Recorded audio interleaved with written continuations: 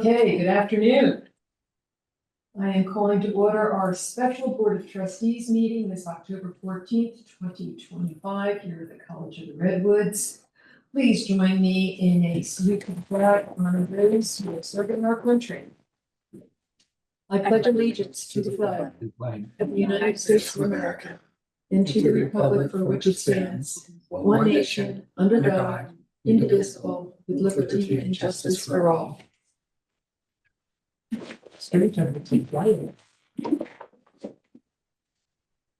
Because this is a Zoom meeting, I would like to do a quick roll call to see that we have all of our trustees present. I'll start with myself, Colleen Mullery, looking to my left, Lauren Pedrati. Jack Rice. Okay, it's up to those of you who are zooming in. Sally Biggin. Richard Dorn.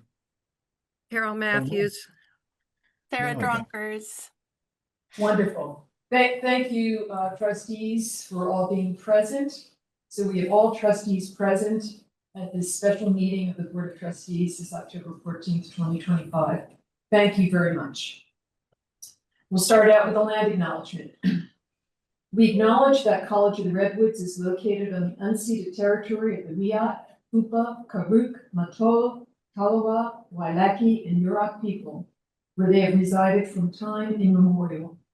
We encourage all to gain a deeper understanding of their history and thriving culture. As an expression of our gratitude, we are genuinely committed to developing trusting, reciprocal, and long-lasting partnerships with the Wiyot people, as well as all of our neighboring tribes. Moving to public comments. We have no public comments. Which takes us to our one and only action item. And that is to approve the resolution of number 834, authorizing the use of the leaseback structure under the state lease revenue bond student housing program for student housing projects. I need a motion to approve. So moved.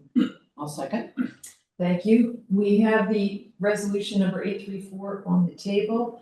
I'll turn to President Flamer to see if he'd like to provide any additional background. Thank you much. Is Julia on the line? She is, yeah. Julia, I'm gonna get started, and if I miss something, please correct me. Sounds good. Well, don't sound so excited, but just as the trustees know, in terms of background, we've talked about this since the September meeting, and the trustees asked questions at the September board meeting related to the fiscal advisability of this program. And just to clarify two things. One is that even though the state is allocated $28.5 million to us, we are in complete control of the construction and the running and the operations of the dome. But also the fact is that we will have a positive fund balance from year one from year 10. So there is really no concern. I would not think there's concern with in the fiscal side. The only thing that we have to remember is that when the dorms come online, we will actually raise the cost of the dorm costs or the rates per bed per month from $623 to I think $823 or thereabouts. Okay, and so that's where the fiscal impact is so positive, is that the rates will increase for all students. Okay. So I believe those answer the question that the trustees asked at the September board meeting. Did Vice President Morrison want to add anything to that? Otherwise, we'll. Vice go to President Morrison? trustees. I don't have anything to add. I think that was a perfect summary. Thank you. Let me just clarify one thing to explain why we were in a special meeting. And that is because this resolution does require that all trustees be present to vote on this resolution. So in the event that we have a very understandable absence, we could not vote on such a resolution until all trustees were present. And so I thank all the trustees for making time available to have this special meeting today so that we could all be present. to vote on the resolution. I just thought it was appropriate to clarify why we're doing this today as a special meeting. So I'm looking first to trustees here in the boardroom. We have two others besides myself in the boardroom. If you have any questions or concerns, comments? Could I- Trustee Rice? Just make a brief comment. Thank you very much. The President Flannery answered the questions that I had, very helpful. And I appreciate the grace everyone afforded since I was absent at the last meeting in arranging this second meeting. So thank you for that. So I'm looking at our colleagues who are zooming in. I see a hand raised by trustee Matthews. Yes, I just also wanted to to point out that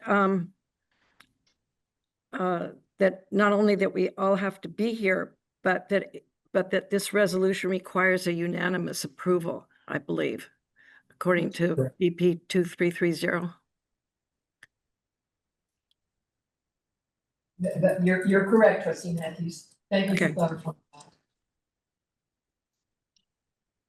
that. We do have a question or comment from trustee Pedrati.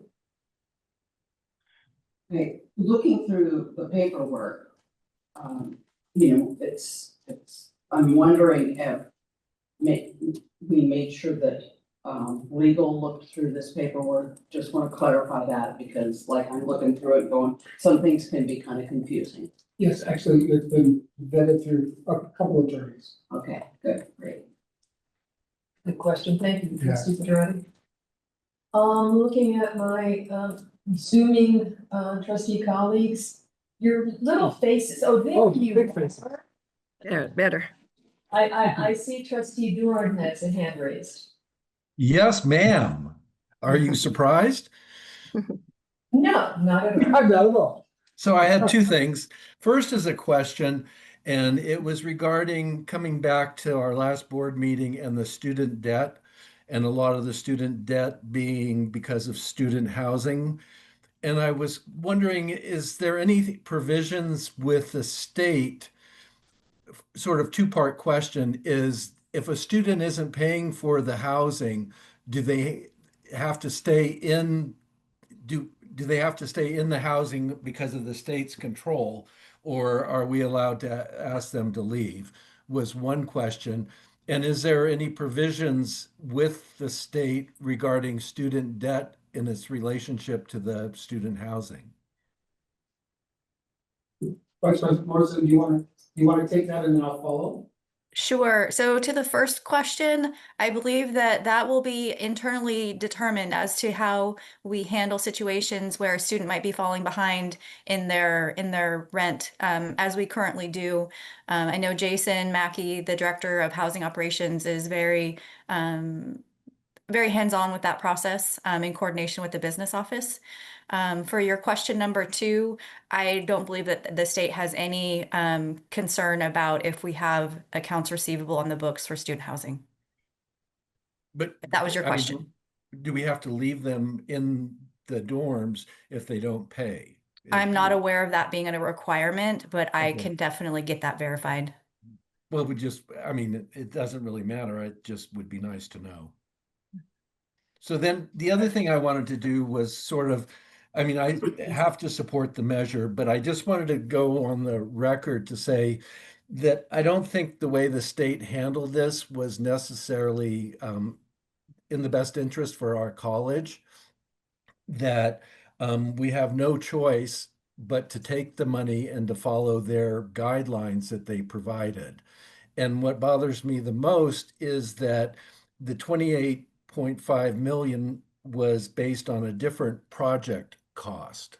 And that even though the project cost almost doubled, the state still retains the original interest in the project. And I just wanted to say that for the record in case the trustees in 10 years or 20 or 30 years look back and go, what was that board thinking? And why did the board do it? So that's my whole purpose in saying that for the record. So like I said, though, I will support it. Looking for any further questions or comments? I would like to make a comment. I think that the chancellor's This office. is trustee Biggin speaking, just so we all know. Sorry. Please go I don't ahead. I don't think the chancellor's office really wanted it to have to work out this way. Originally, the legislation was to go through and give it to us free and clear. But then the chancellor's office and then the Department of Finance or whatever in the legislature had to negotiate the funding sources. So I'm glad we were one of a handful of districts that were awarded this money. And I'm glad that in the long run, we're still able to capture it, even though it's now a very complicated process. Thank you for that clarification, trustee Biggin. I'm looking to see if there are any other questions or comments. President Flamer, is there anything more you'd like to say? No, thank you. Okay. Well, seeing no further questions or comments, it appears we are ready to vote on resolution number 834, authorizing the use of the leaseback structure under the state lease revenue bond student housing program for student housing project. We could have shortened the resolution, but there you go, even that's complicated. So all those in favor of approving this resolution, we do a roll call vote, and I'll start with my Zooming colleagues. Or do I just do it alphabetically? Doesn't matter. It doesn't matter. Okay, trustee Dorn, Yes. trustee Biggin, Yes, trustee Dronkers, Yes. trustee Matthews, Yes, trustee Rice. Yes. Trustee Pedrati. Yes. And myself, Colleen Mullery, votes yes as well. We have a unanimous vote on resolution number 834, therefore it is approved. Thank you. Again, I want to thank you all for taking the time out of, I know, very busy schedules to participate in this Zoom meeting. And seeing no further action, I will call this meeting adjourned, this 14th